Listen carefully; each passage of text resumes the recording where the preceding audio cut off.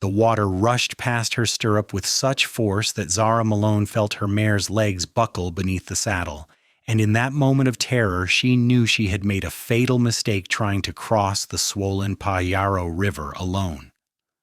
The spring of 1882 had brought torrential rains to the Monterey Bay region of California, turning the normally placid waterways into raging torrents that swept away anything foolish enough to challenge their fury.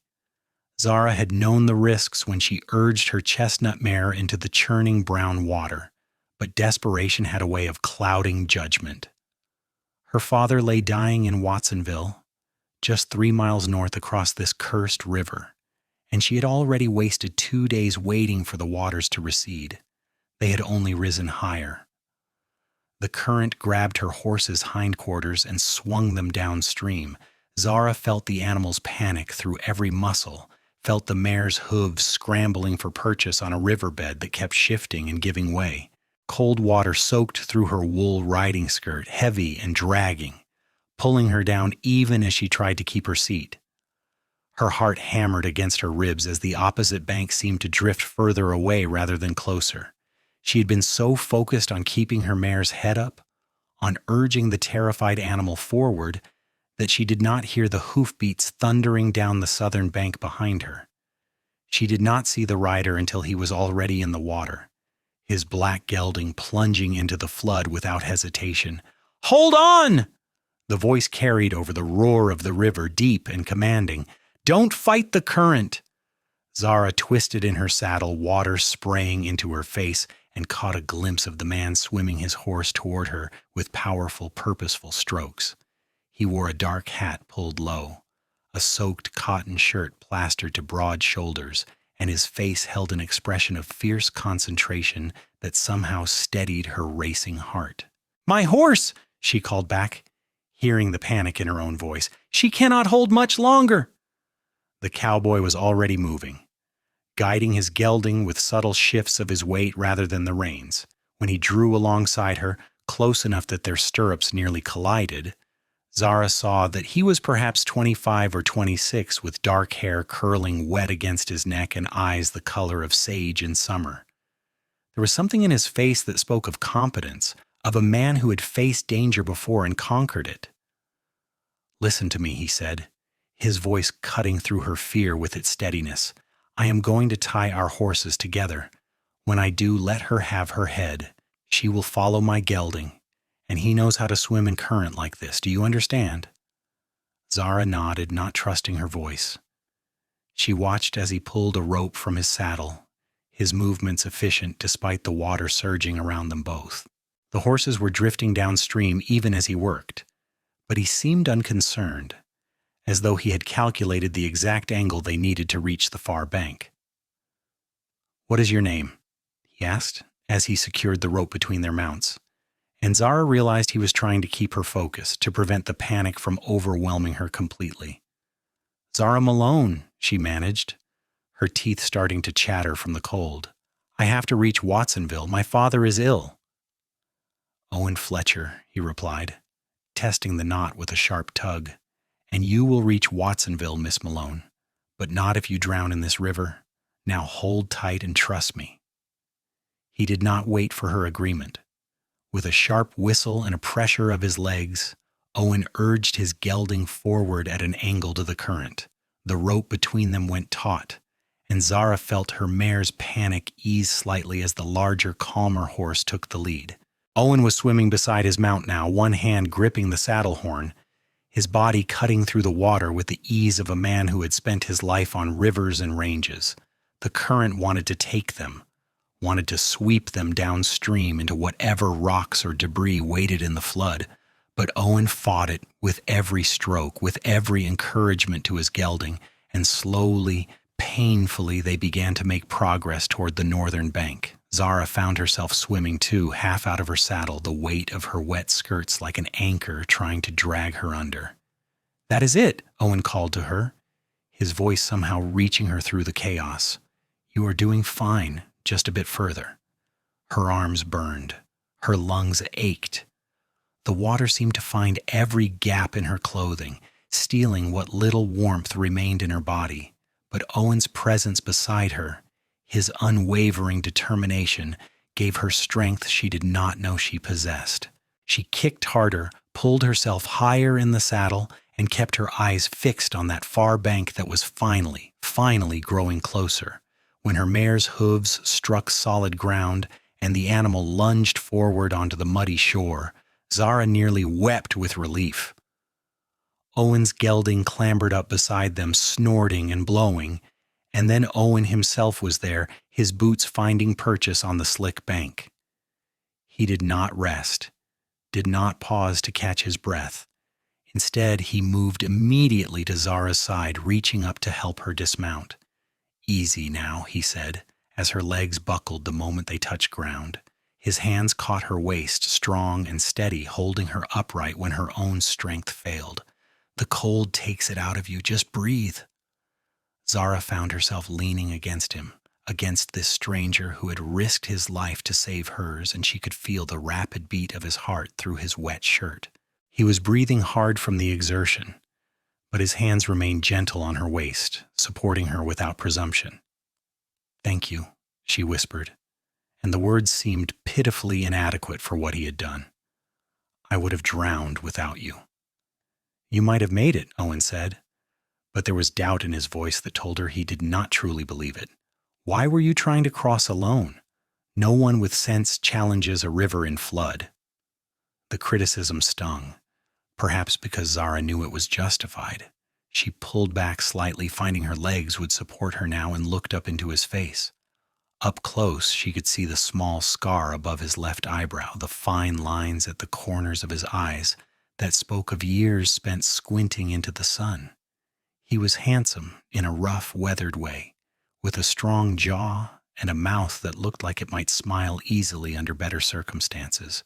"My father," she said, wrapping her arms around herself as the wind picked up, making her soaked clothing feel like ice against her skin.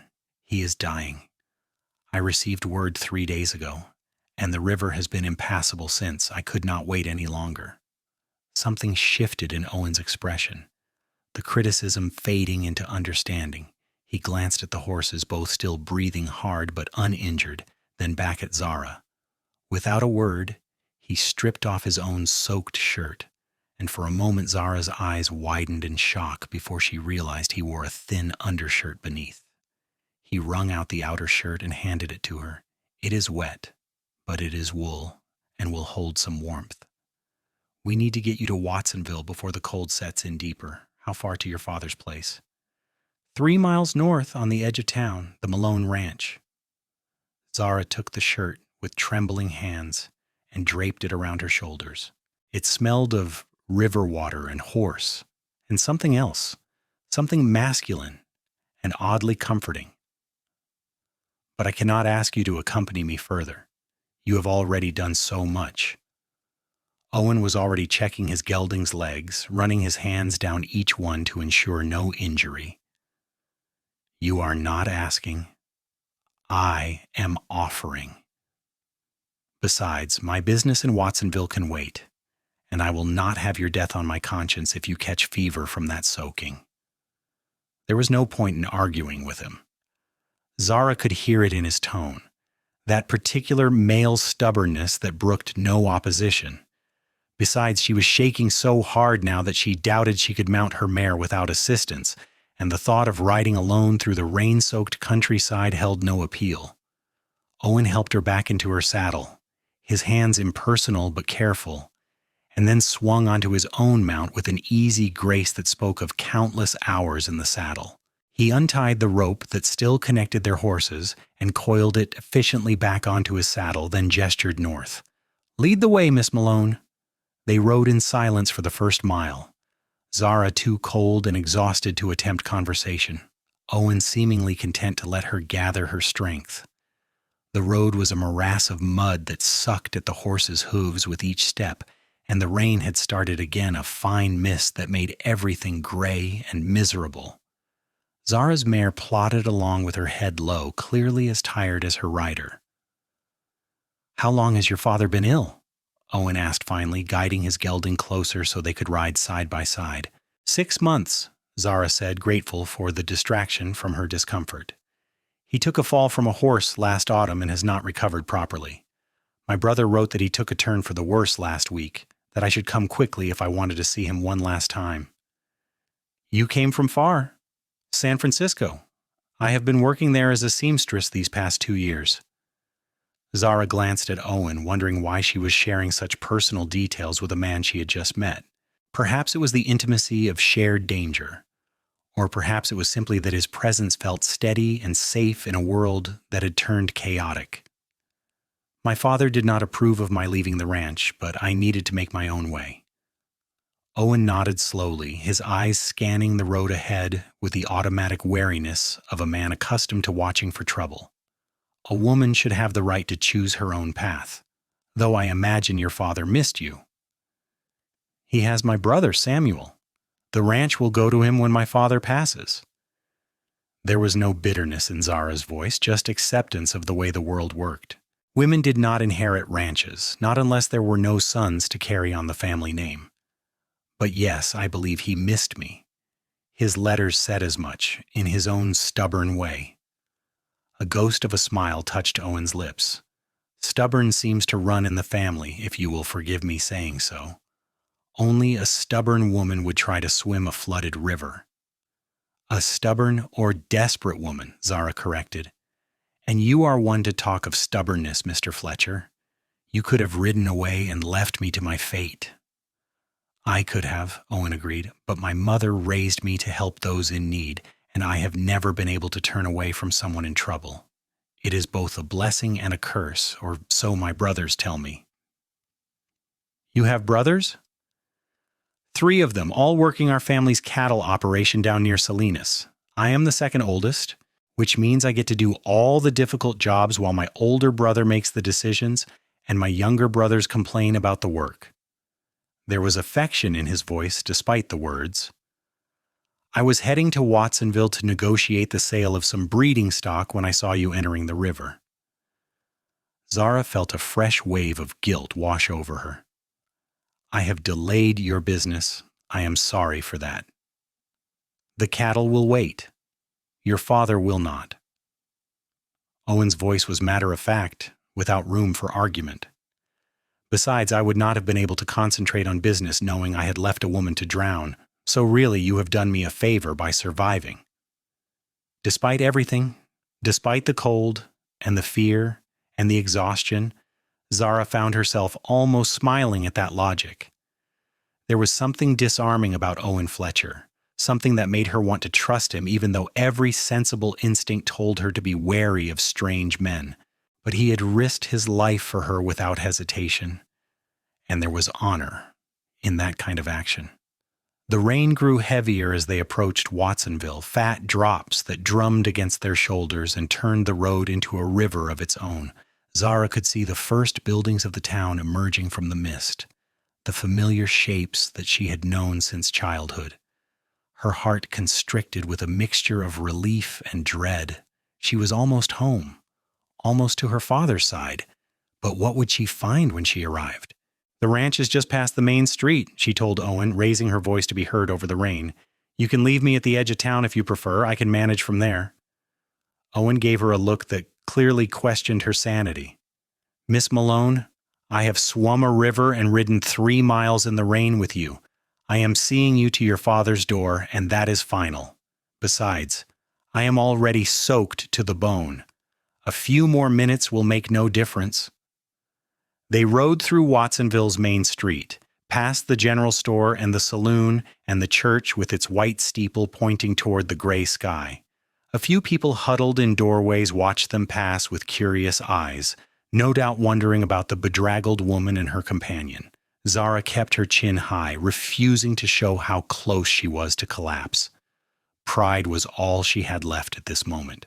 The Malone Ranch sat on 10 acres at the northern edge of town, a modest spread by California standards but well-maintained and profitable.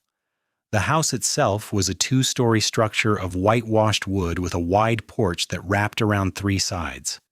Zara's mother had loved that porch, had spent countless evenings there watching the sunset over the coastal hills. She had been dead 5 years now, taken by influenza, And Zara knew her father had never quite recovered from that loss either. A young man came running from the barn as they rode into the yard, his hat pulled low against the rain. Zara recognized her younger brother Samuel immediately, though he had grown taller in the 2 years since she had seen him.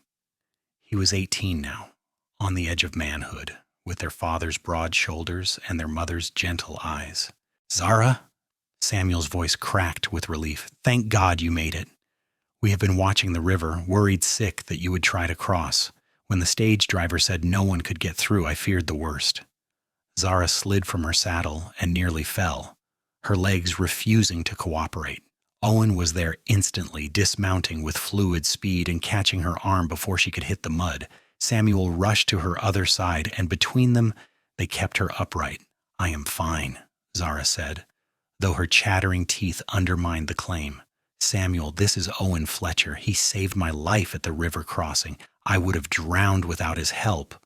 Samuel's eyes widened as he took in Owen's soaked state, the rope still coiled on his saddle, and the obvious exhaustion in both their faces. He extended his hand to Owen immediately. "Then I owe you a debt I can never repay, Mr. Fletcher. Please, come inside. You both need to get warm and dry." "I am grateful for the offer," Owen began, but Samuel was already shaking his head. "It was not an offer. It was an insistence. You saved my sister's life, which makes you family in my book. Come inside, and I will have our housekeeper prepare hot baths and food for you both." Owen glanced at Zara as if seeking her permission, and she nodded gratefully. The thought of him riding away now, of losing the steady presence that had kept her anchored through the terror of the crossing, filled her with an unexpected sense of loss. "How is father?" Zara asked as Samuel led them toward the house, his arm supporting her weight. Samuel's expression grew somber. "Not good. The doctor has been here twice today. He drifts in and out of consciousness, but he has been asking for you constantly. He will be so relieved that you made it."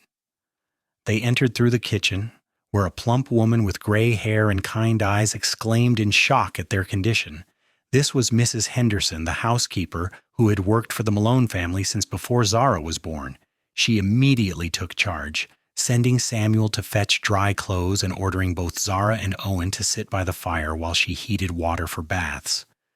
"You foolish girl," Mrs. Henderson scolded even as she wrapped a thick blanket around Zara's shoulders. "You could have gotten yourself killed in that river. Your poor father would have died of grief right there in his bed." "But I did not," Zara said through chattering teeth, "thanks to Mr. Fletcher." Mrs. Henderson turned her sharp gaze on Owen, who stood by the fire looking somewhat uncomfortable with all the attention. "Then you are a hero, young man, and you will be treated as such in this house. My name is Agnes Henderson, and I will brook no arguments about you staying here until this rain stops and you are properly rested." Owen opened his mouth as if to protest, then seemed to think better of it. There was something formidable about Mrs. Henderson despite her small stature, something that reminded Zara of her own mother's indomitable will.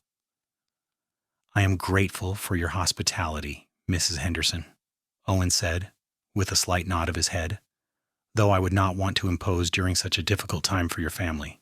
"Nonsense. We always have room for friends, and anyone who saves a Malone is a friend for life." Mrs. Henderson bustled toward the stove, where a kettle was already beginning to steam. "Samuel will show you to a guest room where you can clean up. I will have your clothes dried by the fire, and then you will both eat a proper meal before anyone goes anywhere." Samuel returned with an armload of clothes, his father's shirts and trousers that would fit Owen well enough. "Zara, you should go up and change first. Father is sleeping now, but the doctor said he will likely wake within the hour. You will want to see him then." Zara nodded, pulling the blanket tighter around herself as she stood. Her legs felt steadier now, the warmth of the fire beginning to seep into her frozen limbs. She glanced at Owen, who was watching her with those sage-colored eyes, and felt a strange reluctance to leave his presence. "Thank you again, Mr. Fletcher," she said softly. "I hope we will have a chance to talk more once I have seen my father." "I will be here," Owen assured her. "Take your time with your family. That is what matters right now."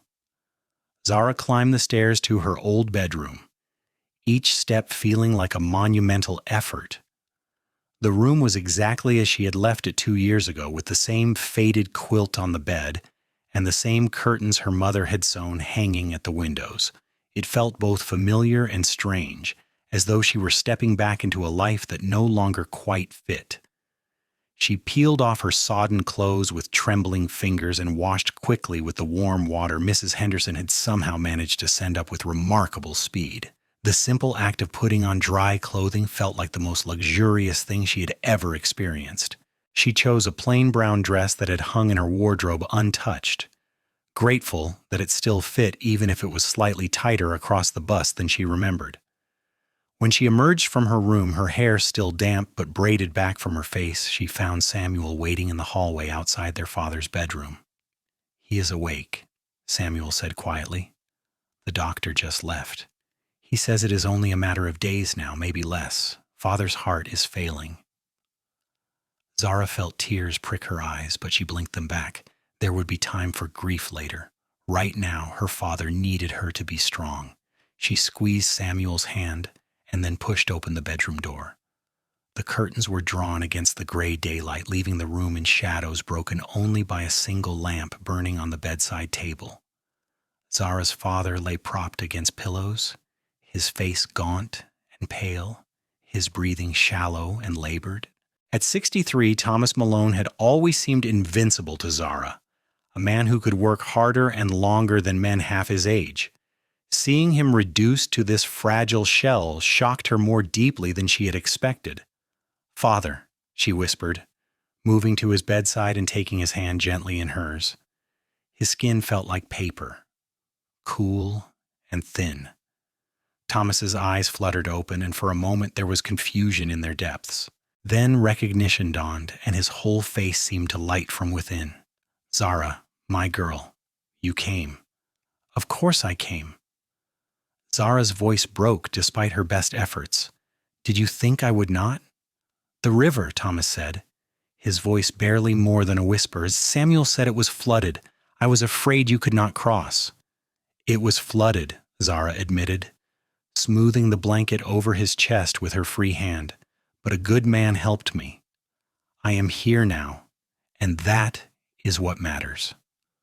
Thomas smiled, and for just a moment Zara could see the father she remembered from her childhood, strong and steady and full of life. "Tell me about San Francisco. Tell me about your life there." So Zara sat beside her father's bed and talked, telling him about her small apartment above the dress shop where she worked, about the customers she sewed for and the friends she had made.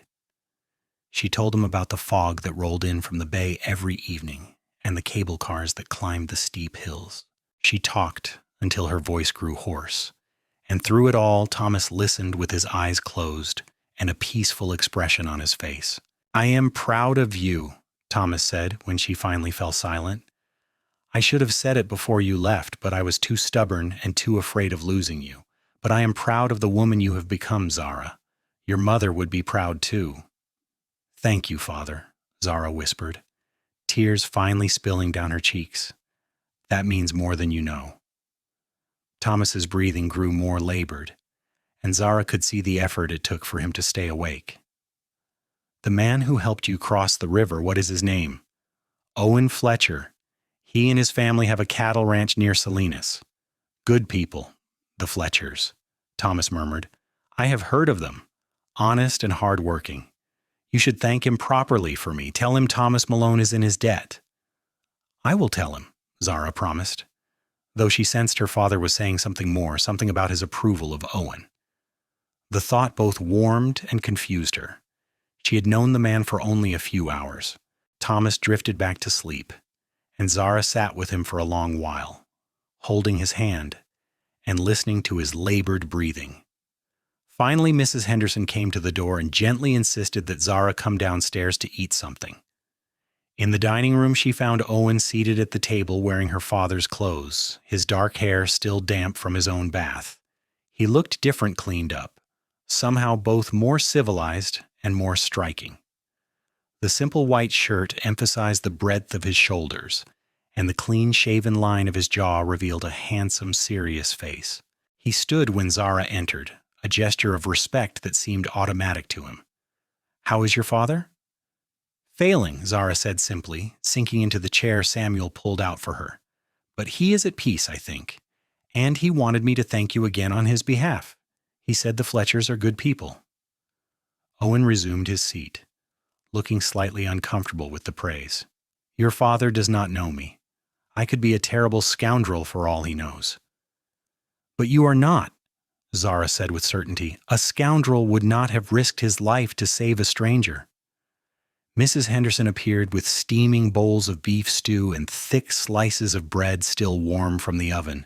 The smell alone made Zara's stomach clench with hunger. She had not realized how long it had been since she had eaten properly. They ate in comfortable silence for several minutes, the warmth of the food and the fire gradually restoring life to Zara's chilled body. Samuel asked Owen questions about his ranch and his family, and Owen answered with an easy friendliness that put everyone at ease. Zara found herself studying him as he talked, noticing the way his eyes crinkled when he smiled, the low, pleasant timbre of his voice, the way his hands moved expressively when he described working with horses. "How long will you need to stay in Watsonville?" Samuel asked. "Surely your family will worry if you do not return soon." "I sent word with a rider this morning before I left Salinas," Owen explained. "My brothers know I was coming here on business. As for how long I stay, that depends on several things. The river will be impassable for at least another day or two, maybe longer. And I would like to see Miss Malone safely settled before I leave." His eyes met Zara's across the table, and she felt a strange flutter in her chest that had nothing to do with the ordeal of the river crossing. There was genuine concern in his gaze, but also something else, something that looked almost like reluctance to leave. "You are welcome to stay as long as you need," Samuel said immediately. "We have plenty of room, and honestly, your company is a blessing. The house has been so somber these past weeks." Owen glanced between Samuel and Zara, then nodded slowly. "Then I will stay a few days, if you are certain it is not an imposition. I can help with chores around the ranch to earn my keep." "You will do no such thing, Mrs." Henderson interjected firmly from the kitchen doorway. "You are a guest, not a hired hand. Though if you want to keep Samuel company while he works, I'm sure he would appreciate it. The boy has been trying to manage everything alone these past months." "I would be grateful for the company," Samuel admitted. "Most of the hands left when it became clear father would not recover. They needed steady work, and I could not promise them anything. I have been managing with just 2 men and Mrs. Henderson's husband, but it is hard work for so few." "Then I will help," Owen said with finality. "I know cattle and horses, and I imagine your operation is not so different from my own family's." After the meal, Samuel went out to tend to the evening chores, and Mrs. Henderson retreated to the kitchen. Zara found herself alone with Owen in the sitting room, the fire crackling in the hearth between them. The rain had intensified again, drumming against the windows with insistent fingers. "You do not have to stay," Zara said softly, though part of her desperately wanted him to. "You have already done so much for me." Owen was quiet for a moment, staring into the fire. When he spoke, his voice was thoughtful. "I told you before that I cannot turn away from someone in need, but that is not the whole truth. The whole truth is that I do not want to leave. Not yet." Zara's breath caught. "Why not?" He turned to look at her then, and the intensity in his sage-colored eyes made her heart race. "Because when I pulled you from that river, when I saw how brave you were trying to be, even though you were terrified, something inside me shifted.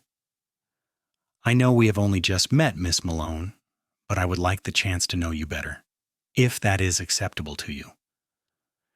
It was too soon. Zara knew it was too soon to feel this way about a man she had met only hours ago.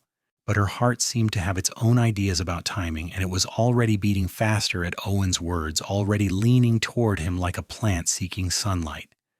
"It is acceptable," she said quietly, "more than acceptable.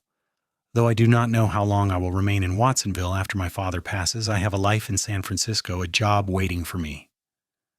"Then we will take whatever time we have," Owen said. "And if it leads somewhere, we will figure out the rest together. If it does not, then at least we will have been honest with each other." Zara nodded, unable to speak past the lump in her throat. She had not expected this, had not expected to find connection in the midst of grief and loss. But perhaps that was how life worked sometimes, offering hope precisely when darkness seemed most overwhelming. The next 3 days passed in a strange suspension of time. Zara's father drifted in and out of consciousness, and she spent long hours at his bedside holding his hand and talking to him about everything and nothing. Owen made himself useful around the ranch, working alongside Samuel to mend fences and tend to the small herd of cattle that remained. In the evenings, he would join the family for supper, and afterwards, he and Zara would sit together in the parlor or on the porch if the rain let up, talking about their lives and dreams. Zara learned that Owen had wanted to be a teacher when he was young, that he loved to read, and had a small library of books in his room at the family ranch. He told her about his mother, who had been the daughter of a ship captain and had instilled in all her sons a love of learning and a respect for women's independence. He spoke of his brothers with affection and exasperation in equal measure, and he described the land around Salinas with such poetry that Zara could almost see the golden hills and the oak-studded valleys. In turn, Zara told Owen about growing up on the ranch, about learning to ride before she could properly walk, and helping her mother with the garden and the chickens. She told him about the grief after her mother's death, about feeling suffocated by her father's expectations and her own desire for something more than the life mapped out for her. She described San Francisco with its energy and possibilities, but also its loneliness, the way she sometimes felt invisible in the crowded streets. "Do you think you will go back?" Owen asked on the third evening as they sat on the porch watching the sun break through the clouds for the first time in days. Zara considered the question carefully. "I do not know. A week ago I would have said yes without hesitation, but now everything feels uncertain. Samuel will inherit the ranch, but he is still so young. I worry about leaving him to manage it alone." "He is stronger than you think," Owen observed. "I have been working with him these past days, and he has good instincts for the land and the animals. With a few more hands hired on, he could manage well." "Perhaps." Zara twisted her hands in her lap. "But what would I do if I stayed? I cannot live here indefinitely as a spinster sister. That would not be fair to Samuel or to any woman he might marry." Owen was quiet for a long moment, his eyes on the horizon where the sun was painting the sky in shades of gold and rose. "You could marry. Build your own life here instead of in San Francisco." "I would need a husband for that," Zara said with a slight laugh, "and I am 23. Which is considered quite old for marriage by local standards. Most of the men I grew up with are already married or have moved away." "Not all of them have moved away." Something in Owen's tone made Zara turn to look at him. He was watching her with an expression that was both hopeful and uncertain, and her heart began to race. "Owen, we have known each other only 3 days. I know." He shifted in his chair to face her more directly. "And I know this is too soon, and you are grieving your father and a dozen other reasons why I should wait to say what I am about to say, but I have never been good at keeping my thoughts to myself when something important is at stake." "What are you saying?" Zara whispered, though she thought she knew, though her whole body seemed to be holding its breath waiting for his words. "I am saying that I have fallen for you, Zara Malone. I am saying that these 3 days with you have shown me what I have been looking for without knowing I was looking. You are brave and strong and kind, and you do not let the world tell you who you should be. I want the chance to court you properly to see if what I feel is real and lasting. And if you will have me, I would be honored to be the man who stands beside you through whatever comes next." Zara felt tears spring to her eyes, but they were not tears of grief this time. They were something else entirely, something that felt like joy and terror and hope all tangled together. "My father is dying," she said, her voice breaking. "How can I think of such things now?" "Because life does not stop for death," Owen said gently. "Because your father would want you to be happy. You said he approved of me, that he called my family good people. Do you think he would disapprove of my courting you?" Zara thought of her father's words, of the way he had smiled when she mentioned Owen's name. "No," she admitted. "I think he would approve very much. But Owen, you live in Salinas. I would have to leave the ranch, leave Samuel." "Salinas is only 20 miles south of here. You could visit as often as you liked, and Samuel would be welcome at our ranch any time." Owen reached out and took her hand, his palm warm and calloused against hers. "I am not asking you to give up your family, Zara. I am asking you to add to it." She looked down at their joined hands, at the way his fingers curled protectively around hers, and felt something settle in her chest. It was too soon. It was reckless and impulsive, and everything she had told herself she would never be. But it also felt right in a way that nothing else had felt right in years. "I fell for you too," she whispered. "In that river, when you appeared like an answer to a prayer I had not even spoken. And every day since, when you have been so patient and kind with my family, so willing to help without asking for anything in return. You are a good man, Owen Fletcher, and I would be honored to be courted by you." Owen's smile was like the sun breaking through clouds. He lifted her hand to his lips and kissed it gently, a gesture that was both old-fashioned and deeply romantic. "Then we will take this slowly. We will give you time to grieve your father and settle your affairs. And when you are ready, we will see where this feeling between us leads." That night, Zara sat beside her father's bed and told him about Owen's offer to court her. Thomas was barely conscious, his breathing labored and rattling, but she thought she saw his lips curve in the ghost of a smile. "Be happy, my girl," he whispered, his voice so faint she had to lean close to hear it. "Love is the only thing worth having in the end." Thomas Malone died 2 hours before dawn on the 6th day after Zara's return to Watsonville. He went peacefully, with Zara holding one hand and Samuel the other, and his last words were of his wife and how glad he was to be going to her at last. Zara wept as she had not wept in years, for the father she had loved and fought with and finally understood too late, for the time they had lost, for the finality of death that left no room for second chances. Owen stood in the doorway as she grieved, not intruding but present, a steady shadow that reminded her she was not alone. When the doctor had been called and the undertaker summoned, when all the grim necessities had been attended to, Owen was there to catch her when her legs finally gave out, to hold her as she sobbed into his shoulder. "I have got you," he murmured into her hair. "I am here. You do not have to be strong right now." So Zara let herself be weak, let herself cry until she had no tears left, and through it all, Owen held her with a gentleness that made her heart ache in a different way. When she finally pulled back, exhausted and red-eyed, he wiped her face with his handkerchief and pressed a kiss to her forehead that felt like a promise. The funeral was held 3 days later on a morning of startling clarity, the rain finally having moved on to leave the world washed clean and bright. It seemed half of Watsonville turned out to pay their respects to Thomas Malone, who had been a fixture of the community for more than 40 years. Zara stood between Samuel and Owen, grateful for both their presences, and listened as the preacher spoke of her father's virtues and his love for his family.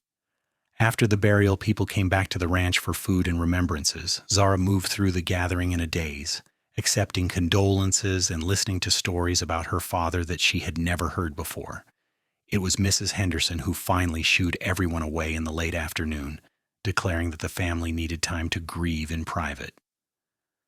"Including you, Mr. Fletcher," the housekeeper said firmly. "You may have become a fixture around here, but even you need to let them have some time alone." Owen nodded understanding, but his eyes sought Zara's across the room. She went to him, suddenly unwilling to let him leave, even though she knew Mrs. Henderson was right. "I should return to my family's ranch," Owen said quietly. "The river has gone down enough for safe crossing, and my brothers will be wondering what has become of me. But I will return in a few days if that is acceptable to you." "Please do," Zara said. "I would like that very much." He smiled, that warm expression that transformed his serious face, and took her hand briefly. Then I will see you soon. And Zara, your father was right. Love is worth having. Remember that in the days ahead. After Owen left, the house felt impossibly quiet. Zara, Samuel, and Mrs. Henderson sat in the kitchen as the sun set, none of them quite knowing what to say. The future stretched before them, uncertain and undefined. The ranch is yours now, Zara said to Samuel finally. Father left it to you as we all knew he would.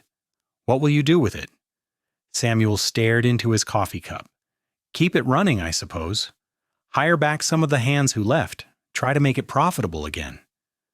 He looked up at her, his young face troubled. But I do not want you to feel pushed out, Zara. This is your home too. I know, but we both know I cannot stay here indefinitely. You will want to marry someday, and this house is not big enough for 2 families. You could marry too, Samuel said, echoing Owen's words from days earlier.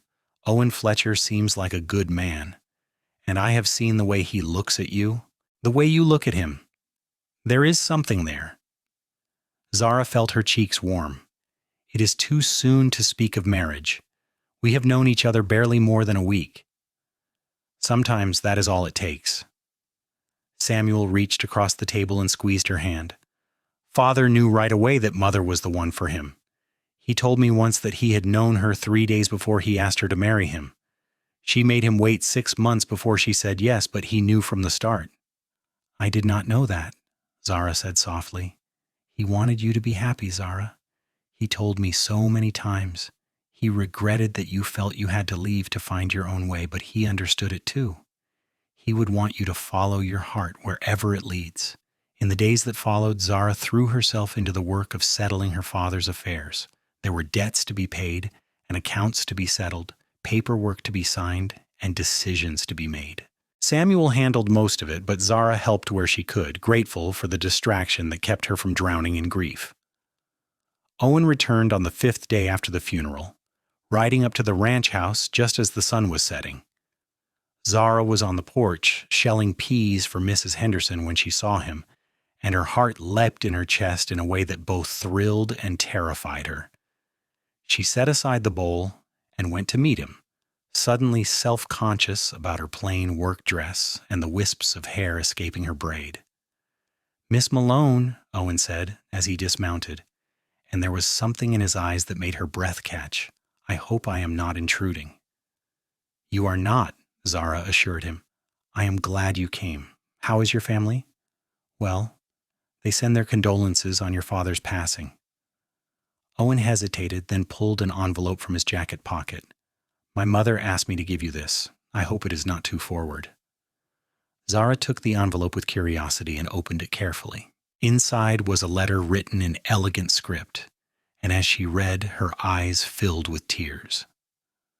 The letter was from Elizabeth Fletcher, Owen's mother, expressing sympathy for Zara's loss and inviting her to visit the Fletcher ranch when she felt ready.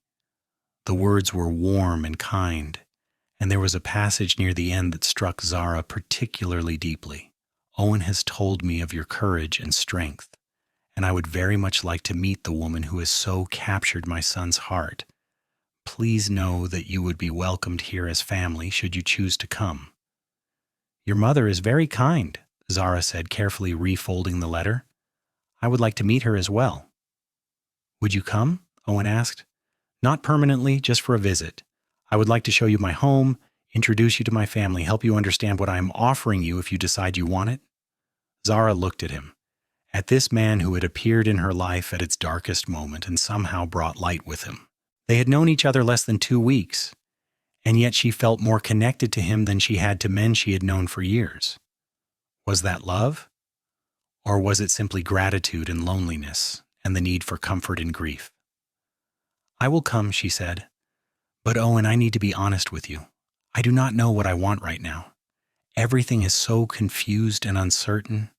I do not want to lead you on or make you think I am ready for something I am not." "I know," Owen said gently. "And I'm not asking you to know. I'm just asking you to give us a chance. Come visit. Meet my family. See what life could be like. and then decide what you want with no pressure from me. It was more than fair. It was generous and patient, and it made Zara want to trust him even more. When would you like me to come? Whenever you are ready. Next week? 2 weeks from now? I will come fetch you and bring you back safely whenever you wish to return. Next week, Zara decided. Samuel can manage the ranch for a few days, and Mrs. Henderson will be here to help him. I will come next week. Owen's smile was like sunrise. Then I will return in 5 days to collect you. Pack for a week at least. My mother will insist on showing you all the local sights, and she can be very determined when she sets her mind to something. True to his word, Owen returned exactly 5 days later, driving a small but well-sprung buggy rather than riding horseback. Samuel helped load Zara's small trunk into the back, while Mrs. Henderson fussed over her like a mother hen, pressing a basket of food into her hands and making her promise to write immediately upon arrival. "You be good to my sister," Samuel told Owen with unexpected sternness. "She has been through enough lately. She does not need any more heartache." "You have my word," Owen said solemnly. "I will guard her with my life, just as I did at the river." The drive to Salinas took most of the day, following roads that had finally dried out after weeks of rain. Owen kept the pace easy, pointing out landmarks and telling Zara stories about the area.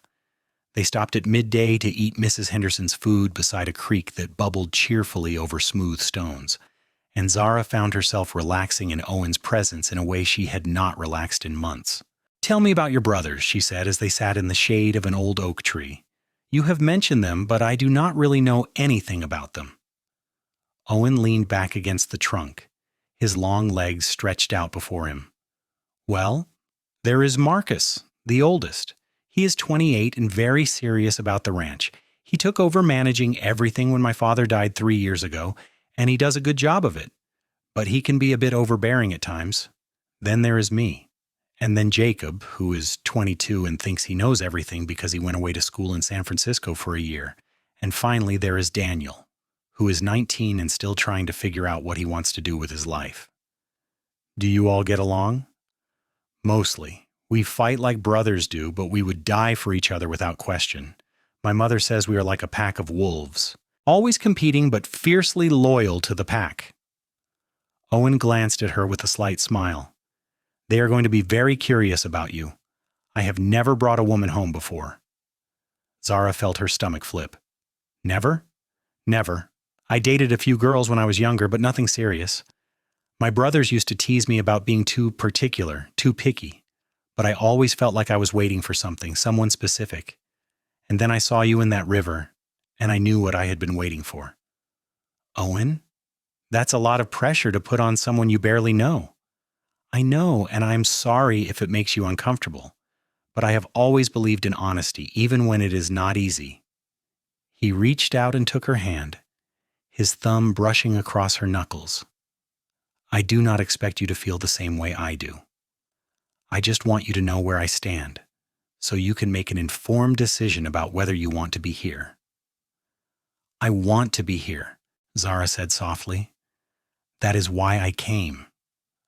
But I'm also scared, Owen. What if I cannot be what you need me to be? What if I disappoint you?" "You could not possibly disappoint me," Owen said with such conviction that Zara almost believed him. "Whatever you choose, whatever you decide, I will respect it. You do not owe me anything, Zara, not gratitude for the river, not affection, not love. I just want you to have all the options before you, including the option of a life with me." They reached the Fletcher Ranch as the sun was beginning to set, painting the coastal hills in shades of gold and purple. The ranch itself was larger than Zara had expected, with a sprawling 2-story house painted white with green shutters, surrounded by several barns and outbuildings. Cattle dotted the hillsides, and she could see men working in the distance, herding animals into pens for the night. A woman appeared on the porch as they drove up, and Zara knew immediately this was Owen's mother. Elizabeth Fletcher was tall and elegant despite her simple dress, with gray-streaked brown hair and the same sage-colored eyes that Owen had inherited. She had the bearing of someone who had once been quite beautiful and remained striking in middle age. "Owen," Elizabeth called, hurrying down the steps with a grace that belied her 50-some years. "And you must be Zara. Welcome, my dear. I am so glad you could come." Before Zara could respond, she found herself enveloped in a warm embrace that smelled of lavender and sunshine. Elizabeth pulled back and held her at arm's length, studying her with eyes that were kind but also sharp, taking in every detail. "You are even lovelier than Owen described," Elizabeth said with approval. "Come inside. You must be exhausted from the journey, and I have rooms prepared for you. Owen, help with her trunk, and then go tell your brothers our guest has arrived." The next hour passed in a whirlwind as Zara was shown to a beautiful bedroom on the second floor, given time to wash and change, and then brought downstairs to meet Owen's family. The three brothers were various versions of Owen, all tall and dark-haired, though each with their own distinct features. Marcus, the oldest, had a more serious air and eyes that were brown rather than sage. Jacob was leaner and moved with a restless energy that suggested he had trouble sitting still. Daniel was the youngest, but already taller than Owen, with an easy smile and a charm that probably got him out of trouble regularly. They all regarded Zara with obvious curiosity, but there was warmth in their welcome rather than judgment. Over a dinner that featured more food than Zara thought she could eat in a week, she found herself answering questions about her life in San Francisco, about her father, about how she had met Owen. The brothers teased Owen mercilessly about his heroic river rescue, but there was affection beneath the ribbing. "So you are the woman who finally caught our brother's eye," Jacob said with a grin. "We were beginning to think he would end up a confirmed bachelor, too particular to settle for anyone real." "Jacob, leave her alone," Elizabeth chided. "Zara is our guest, not someone for you to interrogate." "I was just making conversation, Mother." "You were being nosy, which is different." Elizabeth turned to Zara with an apologetic smile. "You will have to forgive my sons. They have no manners whatsoever." "We have manners," Daniel protested. "We just choose not to use them all the time." The banter continued throughout the meal, and Zara found herself laughing more than she had in weeks. There was something comforting about being surrounded by this boisterous family, something that eased the ache of her father's loss. She could see where Owen had gotten his kindness, and his sense of honor it permeated this entire household. After dinner, Elizabeth insisted that the men clean up while she showed Zara the rest of the house. They ended up in a cozy sitting room off the main parlor, and Elizabeth poured them both small glasses of sherry. "I want to speak with you frankly, if I may," Elizabeth said, as they settled into comfortable chairs by the window. "Owen has told me a bit about your situation, about your father's passing and your life in San Francisco. I want you to know that whatever happens between you and my son, you have a friend in me. Sometimes a woman needs another woman to talk to, especially when the men in her life are being overwhelming." Zara was touched by the offer. "Thank you, Mrs. Fletcher. That's very kind." "Please, call me Elizabeth. Mrs. Fletcher makes me feel ancient." She sipped her sherry thoughtfully. "Owen is my second son, and in some ways, he has always been the easiest of my children. He is steady and loyal and thinks before he acts. But he is also capable of deep feelings, and when he gives his heart, he gives it completely. I tell you this not to pressure you, but so you understand what you are dealing with. If you encourage him and then change your mind, it will hurt him deeply." "I know," Zara said quietly, "and that is why I am hesitant. I care for him, Elizabeth. More than I think is wise given how little time we have known each other. But I'm also grieving and confused, and I do not trust my own judgment right now. I do not want to make decisions based on emotion that I will regret later." Elizabeth nodded approvingly. "That is very wise and very honest. Those are good qualities, Zara. I can see why Owen is drawn to you." She paused, studying Zara over the rim of her glass. "May I give you some advice from one woman to another?" "Please." "Do not let fear keep you from happiness. I know it is frightening to open your heart, especially when you have just lost someone you love, but closing yourself off from connection will not protect you from pain. It will only ensure that you are alone with it." Elizabeth's eyes grew distant. "My husband died 3 years ago. For a long time I thought I would never smile again. Never feel joy again, but life has a way of surprising us if we let it. Owen appearing in your life right now might seem like bad timing, but perhaps it is actually perfect timing. Perhaps you need each other." Zara blinked back tears. "You are very wise." "I am old, which is not quite the same thing, but sometimes looks similar." Elizabeth smiled. "Now tell me about your work as a seamstress. Owen said you are quite talented." They talked for another hour, and by the time Zara climbed the stairs to her borrowed bedroom, she felt lighter than she had in weeks. Elizabeth Fletcher was exactly the kind of woman Zara aspired to be, strong and kind, and unafraid to speak her mind. She could see why Owen held his mother in such high regard. The next few days passed in a pleasant blur. Owen showed Zara every corner of the ranch, from the cattle pens to the vegetable garden his mother tended with fierce pride. They rode out to the furthest boundaries of the property, where the land rolled away in golden hills toward the distant ocean. Owen told her about his dreams of expanding the breeding program, of building a reputation for quality livestock that would make the Fletcher name known throughout California. "I know it is not as exciting as San Francisco," he said as they sat on a hillside watching the sunset paint the sky in impossible colors. "There are no theaters or fancy shops or cable cars, but there is something about this land that gets into your blood that makes you understand you are part of something bigger than yourself." "It is beautiful," Zara agreed, "and more exciting than you think. There is something to be said for building something with your own hands, for knowing exactly where your place is in the world. Is that what you want? A place in the world?" Zara considered the question carefully. "I thought I wanted freedom. That is why I went to San Francisco. But I have been free for 2 years now, and mostly I've just been lonely. Freedom without connection is just another kind of cage." Owen reached out and took her hand, lacing his fingers through hers. They had become increasingly comfortable with small touches over the past days, and Zara found she looked forward to them, to the warmth of his palm against hers and the way his thumb would trace absent patterns on her skin. "You would have connection here," Owen said quietly, "with me, with my family, and you would still have your independence. My mother runs half this ranch, makes all the decisions about the household and the finances. No one would expect you to be anything other than yourself." "And what if myself is not enough? What if you grow tired of me, or I grow tired of you?" Owen turned to face her fully, his expression serious. "Then we would work through it, the way any married couple works through difficulties. But Zara, I do not think that would happen. I think we could build something real and lasting together, if you are willing to take the chance." Zara's heart was racing. "Are you asking me to marry you?" "Not yet. But I'm going to, probably sooner than is proper or expected. I am giving you fair warning so you can prepare your answer."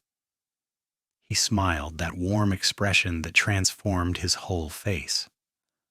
"I love you, Zara Malone. I have loved you since I saw you fighting that river with everything you had, and I think, if you are honest with yourself, you might love me too." "I barely know you," Zara whispered, but even as she said it, she knew it was not entirely true. In the 2 weeks since they had met, she had learned more about Owen Fletcher's character than she had learned about men she had known for years. She knew he was brave and kind and patient. She knew he valued honesty and hard work. She knew he treated everyone with respect, from his mother to the ranch hands who worked for him.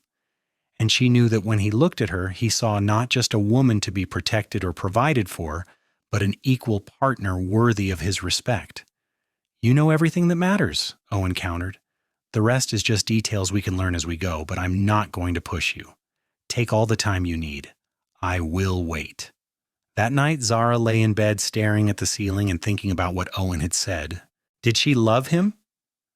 The very idea seemed absurd given how little time they had known each other. And yet her heart ached at the thought of leaving this ranch, of saying goodbye to Owen and returning to her life in San Francisco. That had to mean something. She thought about her father's last words, about how love was the only thing worth having in the end. She thought about Elizabeth's advice not to let fear keep her from happiness, and she thought about her own heart, about what it had been trying to tell her since that first moment in the river when Owen had appeared beside her like an answer to an unspoken prayer. By the time the sun rose, Zara had made her decision. She found Owen in the barn after breakfast, checking on a mare who was due to foal soon. He looked up when she entered, and she could see the question in his eyes even before she spoke. "Ask me," Zara said without preamble. Owen straightened slowly, his hand still resting on the mare's flank. "Zara? You said you were going to ask me to marry you. Ask me now." For a moment, Owen just stared at her. Then he crossed the barn in 3 long strides and took her hands in his. His palms were warm and slightly rough with calluses, and Zara could feel her pulse racing where his thumbs pressed against her wrists. "Zara Malone, I know this is fast and probably foolish, and I know you have good reasons to say no, but I love you and I think we could build something extraordinary together. Will you marry me?" Zara's eyes filled with tears, but she was smiling through them. "Yes, yes, I will marry you." Owen pulled her into his arms so quickly that she gasped, and then he was kissing her with a passion that took her breath away. His lips were warm and firm against hers, and the kiss tasted like promise and possibility, and the beginning of something she had not even known she was searching for. When they finally broke apart, both breathing hard, Owen pressed his forehead to hers. "I will spend every day proving that you made the right choice," he whispered. "I swear it." "I know," Zara said, and she found that she meant it. "I know you will."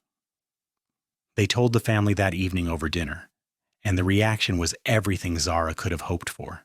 Elizabeth wept with joy and immediately began planning the wedding. The brothers congratulated Owen with backslaps and good-natured ribbing, though Zara could see genuine happiness in their eyes.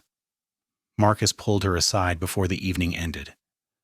"My brother is a good man," he said quietly, "but he has his stubborn moments. You will need to stand up to him sometimes, not let him always have his way." "I think I can manage that," Zara said with a smile. "I believe you can. Welcome to the family, Zara." They were married 6 weeks later in the small church in Watsonville, with Samuel walking Zara down the aisle and the entire Fletcher family in attendance.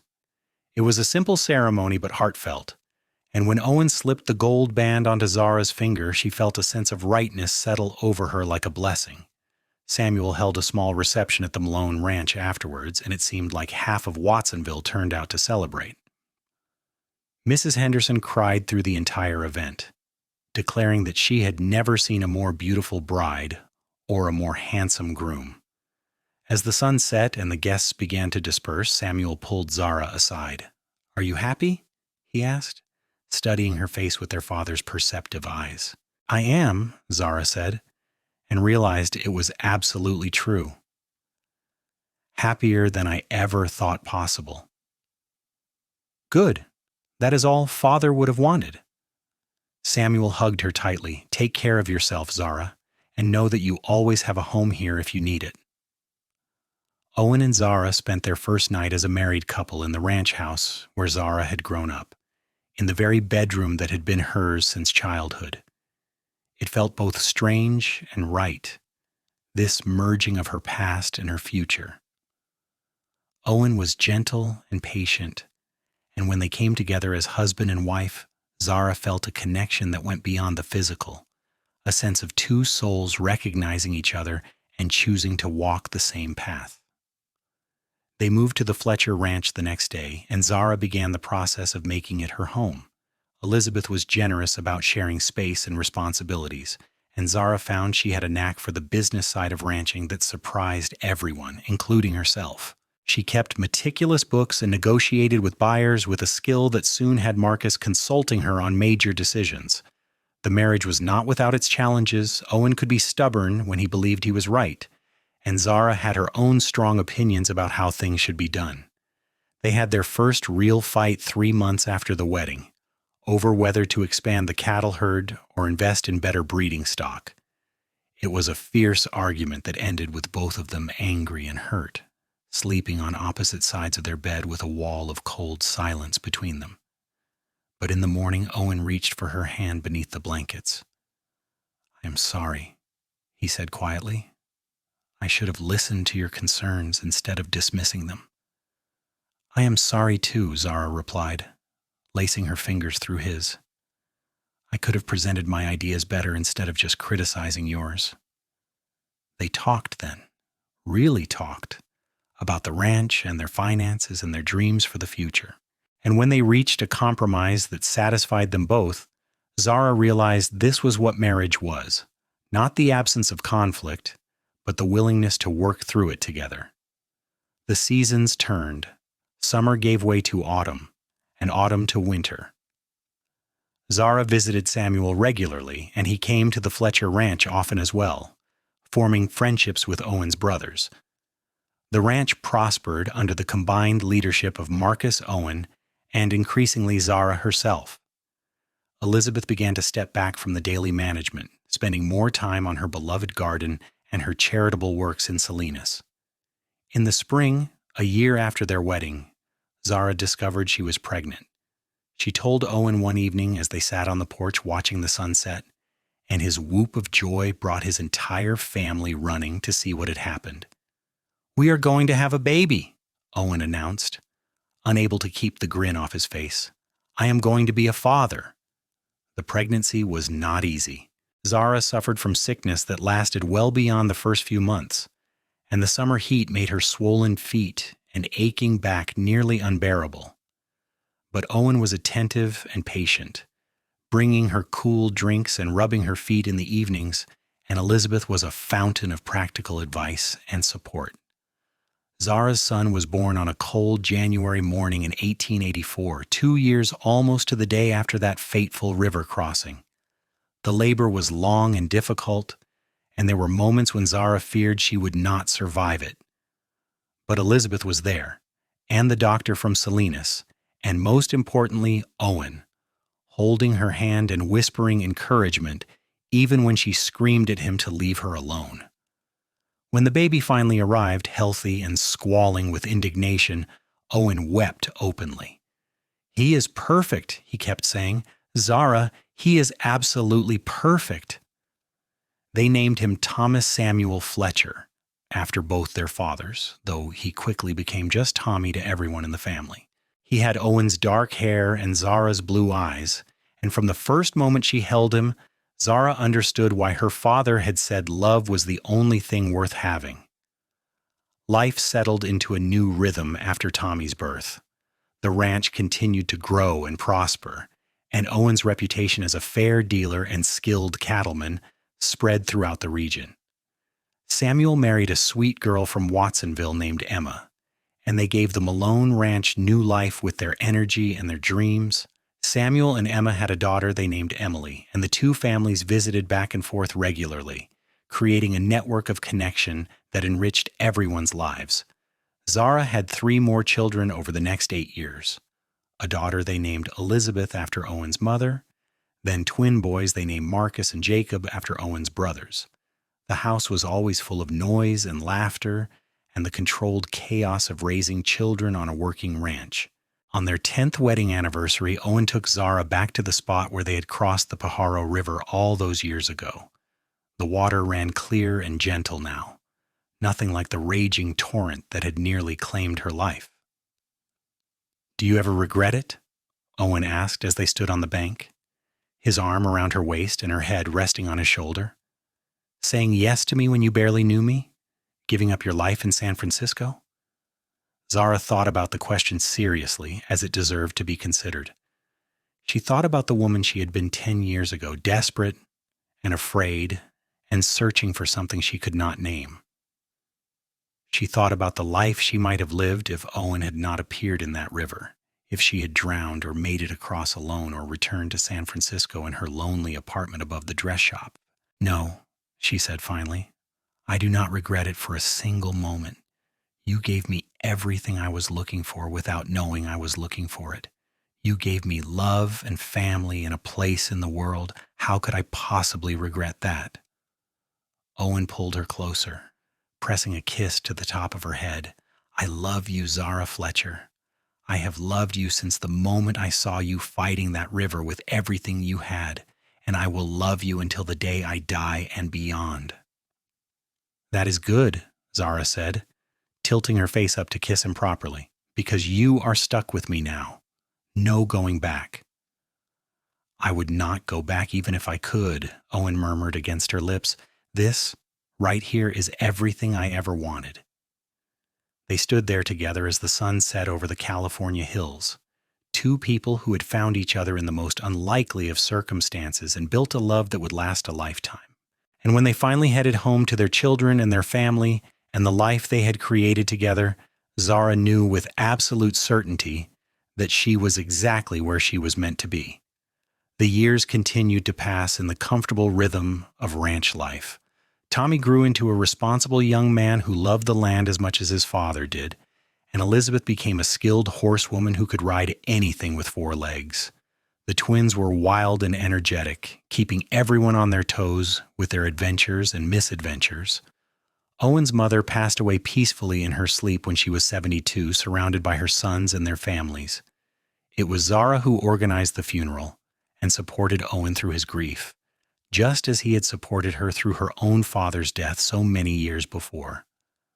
Marcus married a widow from Monterey and brought her to live on the ranch, and Jacob finally settled down with a spirited young woman who matched him wit for wit. Samuel and Emma had 3 more children after Emily, and the Malone Ranch flourished under their stewardship.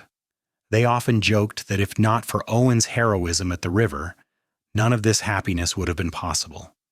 "You saved more than just Zara's life that day," Samuel told Owen once. "You saved all of us in a way. You gave us all this future." When Zara turned 45, Owen took her to San Francisco for a week, just the two of them, leaving the ranch and the children in Marcus's capable hands. They stayed in a fancy hotel and went to the theater and ate at expensive restaurants, experiencing the city as Zara had always dreamed of experiencing it when she lived there alone and lonely. "Is it how you remembered?" Owen asked as they walked along the waterfront one evening, watching the fog roll in across the bay. "It is exactly how I remembered," Zara said, "but I do not miss it the way I thought I would. This is lovely, and I'm grateful for the experience, but I am ready to go home." "Home," Owen repeated with satisfaction. "I like the sound of that." They returned to the ranch with renewed appreciation for the life they had built together. Tommy announced his engagement to a girl from Watsonville, and the whole family helped plan the wedding. Elizabeth decided she wanted to go to college in San Francisco, which shocked everyone until Zara pointed out that she came by her independent streak honestly. The twins were 17 now and already making plans for their own futures, though neither seemed inclined to leave the ranch permanently. On a warm evening in late summer, Owen and Zara sat on the porch of the house they had shared for more than 20 years, watching the sun set over the hills they had ridden together countless times. Owen's hair was gray at the temples now, and Zara's dark hair had silver threads running through it, but they felt no older in their hearts than they had on that day when Owen had pulled her from the river. "I have been thinking," Owen said, taking Zara's hand in his as he always did when they sat together, "about that day at the river, about how one moment of decision changed everything." "I think about it too," Zara admitted, "about how close I came to drowning, about what my life would have been if you had not been there. But I was there, and you trusted me, even though you had every reason not to. You let me tie our horses together and guide you across, and then you married me 6 weeks later based on nothing more than faith and feeling." Owen turned to look at her, his sage-colored eyes as warm and steady as they had been 23 years ago. "That took more courage than fighting any river." "It did not feel like courage at the time. It felt like madness." Zara smiled, squeezing his hand. "But it was the best madness I ever embraced. You have made me so happy, Owen, happier than I ever dreamed possible." "The happiness was mutual," Owen assured her. "You gave me everything, Zara, a home, a family, a reason to wake up grateful every single morning. I could not have asked for more." They sat in comfortable silence as the sky turned from gold to purple to deep blue. From inside the house, they could hear the sounds of their family Elizabeth home from college for the summer, the twins arguing about something inconsequential, Marcus and his wife putting their children to bed.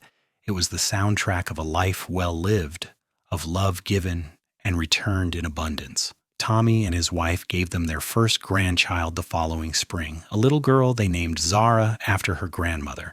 Holding that tiny baby in her arms, Zara felt the circle of life complete itself in the most beautiful way possible.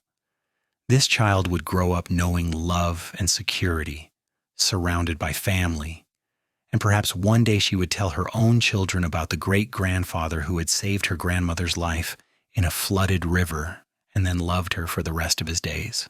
"What are you thinking?" Owen asked, watching Zara cradle the sleeping baby. "I'm thinking about how strange and wonderful life is," Zara said softly. "How one moment of terror became a lifetime of joy. How the worst day of my life led to the best years I could have imagined." "No regrets?" "Not a single one," Zara said, meeting his eyes over the baby's downy head. "I would do it all again in a heartbeat. Every moment, every choice, every leap of faith. It all led me here to you, to this family, to this life, and I would not trade it for anything in the world." Owen crossed the room and kissed her forehead, careful not to disturb the baby. "I love you, Zara Fletcher. Always have, always will." "I love you too," Zara replied. "My hero, my husband, my home." And as little Zara slept peacefully in her grandmother's arms, unaware of the love story that had made her existence possible, the California sun shone bright and warm through the windows, blessing all of them with its golden light. The years rolled on like the rivers that had brought them together, sometimes turbulent and sometimes gentle, but always flowing forward toward new horizons. Owen and Zara watched their children grow and marry and have children of their own. They celebrated birthdays and anniversaries, weathered drought and flood, buried old friends, and welcomed new neighbors into their lives. On their 30th wedding anniversary, the entire family gathered at the Fletcher Ranch for a celebration that lasted 3 days. All 4 of their children were there with their spouses and children, and Samuel came with his whole family too. They roasted a steer and danced to fiddle music and told stories late into the night about the old days and the new. "I want to say something," Owen announced when everyone was gathered on the last evening. He stood with his arm around Zara, his voice strong despite his 58 years. 30 years ago, I saw a woman trying to cross a flooded river alone, and I made a choice. I tied our horses together and swam beside her. And that choice changed my entire life. Every good thing I have, every moment of happiness traces back to that decision. So I want to thank you, Zara, for trusting me that day, for letting me help you, for saying yes when I asked you to marry me. You have given me a life beyond my wildest dreams." There was not a dry eye in the gathering as Owen kissed his wife, and the applause and cheers that followed carried across the hills like a benediction. Zara and Owen lived to see all their grandchildren grown and several great-grandchildren born. They watched the 20th century arrive with its promises of automobiles and airplanes and electric lights, though the Fletcher Ranch remained largely unchanged, still devoted to cattle and horses and the rhythms of the land. Owen passed away in his sleep at 76, lying beside Zara in the bed they had shared for 43 years.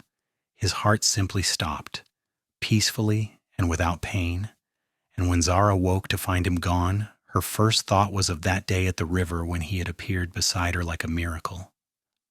"Thank you," she whispered, kissing his cooling forehead one last time. "Thank you for saving me. Thank you for loving me. Thank you for giving me a life worth living." She buried him on a hillside overlooking the ranch he had loved, with a simple stone that read, "Owen James Fletcher, beloved husband, father, and friend." Beneath it she had added, "He saved more than he ever knew." Zara lived another 7 years after Owen's death, staying active and involved with the ranch and her family until the very end. When she finally joined her husband, it was with the same peaceful grace that had marked his passing. Her children buried her beside Owen, and her stone read, "Zara Malone Fletcher, beloved wife, mother, and courage personified. Between their graves, their great-great-granddaughter planted a California oak, and as it grew tall and strong over the years, it became a living monument to a love that had started in terror and desperation and grown into something that blessed generations. Because Owen Fletcher had looked at a woman fighting a flooded river and decided to help, because Zara Malone had trusted a stranger enough to let him guide her to safety, and because they had both been brave enough to recognize love when it appeared in the most unlikely of circumstances, their story was told and retold through the generations, a family legend that reminded everyone who heard it that courage and love and faith could change the course of a life, that sometimes the worst moments lead to the best outcomes, that trust given and received is a sacred thing, and that sometimes all it takes is one person willing to tie their horse to yours and swim beside you through the flood, because you never know where that kind of courage might lead, or what kind of beautiful life might be waiting on the other side of the fear. The Fletcher Ranch continued for another 100 years, passed down through Owen and Zara's descendants, and on quiet evenings when the wind blew just right, people swore they could hear the sound of horses crossing a river, and the echo of two voices promising to love each other until the end of time and beyond.